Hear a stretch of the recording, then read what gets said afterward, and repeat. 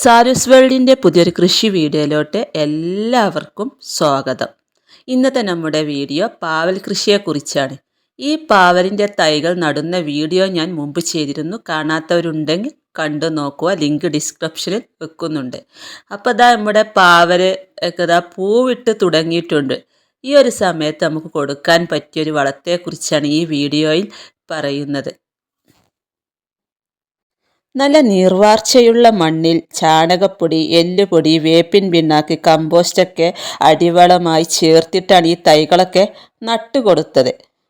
തൈ നട്ടു 15 ദിവസത്തിന് ശേഷം ജൈവവളമായ ചാണകപ്പൊടി ഇതിൻ്റെ ചുവട്ടിൽ കുറച്ചൊക്കെ ഇട്ട് കൊടുത്ത് അതിൻ്റെ മുകളിലോട്ട് മണ്ണും ഇട്ട് കൊടുത്തിരുന്നു. അപ്പോൾ വീണ്ടും ഇതിലിതാ പൂക്കളൊക്കെ ഉണ്ടായി തുടങ്ങി. അപ്പോൾ നമുക്ക് ഇപ്പോൾ കൊടുക്കാൻ പറ്റിയൊരു വളമാണ് ഇന്ന് കാണിക്കുന്നത്. അപ്പോൾ അതെന്താണെന്ന് നോക്കാം. അപ്പോൾ ഞാനിന്നിവിടെ ഇട്ട് കൊടുക്കാൻ പോകുന്നത് കിച്ചൺ വേസ്റ്റ് കമ്പോസ്റ്റാണ് കേട്ടോ. അപ്പോൾ നിങ്ങളുടെ കയ്യിൽ ഏതില്ലെങ്കിൽ ചാണകപ്പൊടിയോ അല്ലെങ്കിൽ ആട്ടിൻ കാഷ്ടമോ കോഴി വളമോ എന്താ ഉള്ളത് എന്ന് വെച്ചാൽ ഇട്ട് കൊടുക്കാം. ഞാൻ ഇവിടെ കിച്ചൺ വേസ്റ്റ് കമ്പോസ്റ്റ് ഈ മൺകലത്തിൽ ഉണ്ടാക്കി വെച്ചതാണ്. ഇത് വീഡിയോ ചെയ്യുന്നതൊക്കെ ഞാൻ മുമ്പ് ഇട്ടിട്ടുണ്ട്. കാണാത്തവരുണ്ടെങ്കിൽ അതൊക്കെ ഒന്ന് കണ്ടു നോക്കുക. നല്ല അടിപൊളി വളമാണിത്. അതായത് പഴത്തിൻ്റെ തൊലി, ഉള്ളിത്തൊലി, ഫ്രൂട്ട്സിൻ്റെ തൊലിയൊക്കെ ഇട്ട് വെച്ച് ഉണ്ടാക്കിയെടുത്താണ് കേട്ടോ. നല്ല രീതിയിൽ തന്നെ ഇത് പൊടിഞ്ഞ് കിട്ടിയിട്ടുണ്ട്. അപ്പോൾ ഈ പഴത്തിൻ്റെ തൊലിയൊക്കെ നല്ലപോലെ പൊടിഞ്ഞ് ഇതുപോലെയൊക്കെ കിട്ടിയാൽ നമ്മുടെ ചെടികൾക്ക് ഇട്ട് കൊടുത്ത് കഴിഞ്ഞാൽ നല്ല രീതിയിൽ തന്നെ പൂക്കളും കായ്കളും ഒക്കെ ഉണ്ടാവുന്നതാണ്. വേണമെങ്കിൽ ഇതിൻ്റെ കൂടെ കുറച്ച് ചാണകപ്പൊടിയും കൂടെ കൂട്ടി മിക്സ് ആക്കിയിട്ട് നമുക്കിത് ചെടികൾക്ക് ഒരു 2-3 പിടി വെച്ച് ചെടികളുടെ ചുവട്ടിൽ ഇട്ട് കൊടുക്കാവുന്നതാണ്. ഞാനിവിടെ ടെറസിലാണ് കൃഷി ചെയ്യുന്നത്. ഗ്രോ ബാഗിൽ, അരിച്ചാക്കിൽ, സിമൻറ്റിൻ്റെ ചാക്കിൽ, ഈ തക്കാളിയുടെ പെട്ടിയിലൊക്കെയാണ് ഞാനിവിടെ ഈ പാവലിൻ്റെയും പടവലത്തിൻ്റെയും ഒക്കെ തൈകൾ നട്ട് കൊടുത്തത്. നല്ല ചൂടായത് കൊണ്ട് തന്നെ ഇതിന് ചുവട്ടിലൊക്കെ ഉണങ്ങിയ കരിയില ഇട്ട് കൊടുത്തിരുന്നു.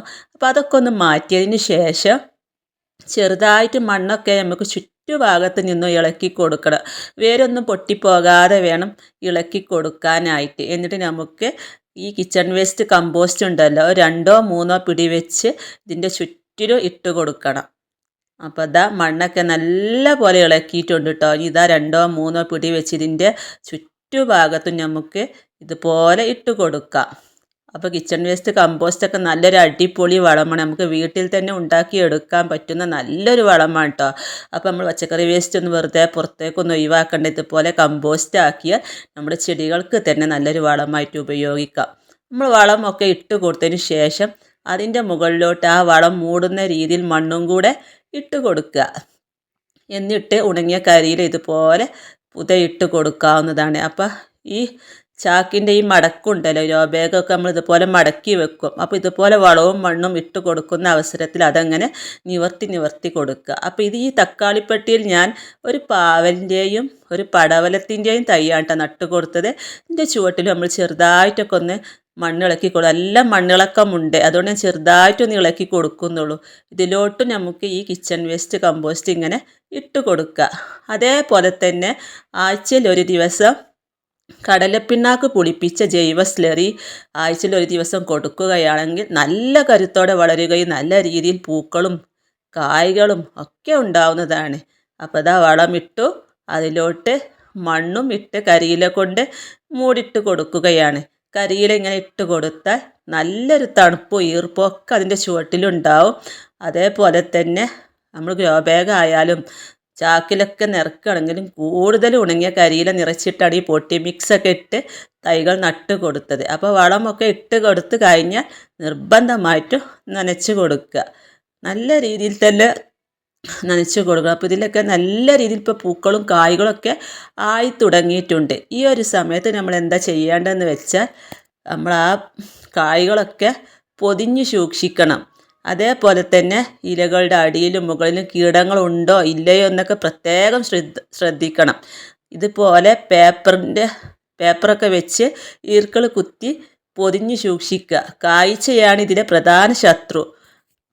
അല്ലെങ്കിൽ ഇതുപോലുള്ള പ്ലാസ്റ്റിക് കവറുകളുണ്ടെങ്കിൽ അതും കെട്ടിക്കൊടുക്കാവുന്നതാണ്. കീടങ്ങൾ വരാനായിട്ട് നിൽക്കരുത്. കീടങ്ങൾ ഉണ്ടെങ്കിലും ഇല്ലെങ്കിലും വേപ്പെണ്ണ വെളുത്തുള്ളി മിശ്രിതം ആഴ്ചയിൽ 2 തവണ സ്പ്രേ ചെയ്ത് കൊടുക്കാനായിട്ട് ശ്രദ്ധിക്കണം. അതേപോലെ സ്യൂഡോമോണസ് ലായനി 20 ഗ്രാം 1 ലിറ്റർ വെള്ളത്തിൽ കലക്കിയതിന് ശേഷം തളിച്ചു കൊടുക്കുകയും ചെയ്യാം. അതേപോലെ തന്നെ ചുവട്ടിൽ ഒഴിച്ചു കൊടുക്കുകയും ചെയ്യാം. പൂക്കൾ വിരിഞ്ഞ് കായായി തുടങ്ങുമ്പോൾ തന്നെ പോളിത്തീൻ കവറുകളോ പേപ്പറോ ഉപയോഗിച്ച് പൊതിഞ്ഞ് സംരക്ഷിക്കുന്നത് കായ്ച്ചകളിൽ നിന്നും രക്ഷ നേടാൻ സഹായിക്കും. അതുപോലെ തന്നെ ചെടികളുടെ ഇലകളൊക്കെ മുരടിക്കുന്നത് ശ്രദ്ധയിൽപ്പെട്ടാൽ ഫിഷ് അമിനോ 5 ml 1 ലിറ്റർ വെള്ളത്തിൽ കലക്കി സ്പ്രേ ചെയ്ത് നൽകുന്നത് ചെടിയുടെ വളർച്ചയ്ക്കും പൂവിടാനും വളരെ നല്ലതാണ്. നല്ല വിളവ് ലഭിക്കാൻ മികച്ച ഇനം വിത്തുകൾ തിരഞ്ഞെടുക്കുക.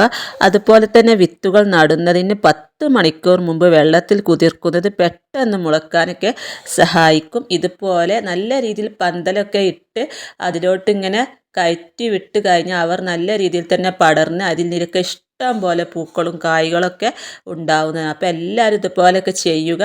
നല്ല അടിപൊളിയായിട്ട് തന്നെ നമുക്ക് ഇതിൽ നിന്നൊക്കെ പാവൽ വിളവെടുക്കാനായിട്ട് സാധിക്കും. അപ്പോൾ ഇത് കണ്ടു, ഇതിലൊരു പടവലത്തിൻ്റെ തൈയുണ്ട് കേട്ടോ. അതും നല്ല ഭംഗിയായി പന്തലിലോട്ട് കയറിയിട്ടുണ്ട്.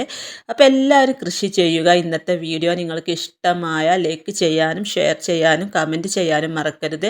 ഫേസ്ബുക്കിലാണ് നിങ്ങൾ എൻ്റെ വീഡിയോ കാണുന്നതെങ്കിൽ പേജ് ഫോളോ ചെയ്യാനും കൂട്ടുകാർക്ക് ഷെയർ ചെയ്ത് കൊടുക്കാനും മറക്കരുത്. അടുത്ത പുതിയൊരു വീഡിയോ ആയിട്ട് വരുന്നത് വരെ വീണ്ടും കാണാം.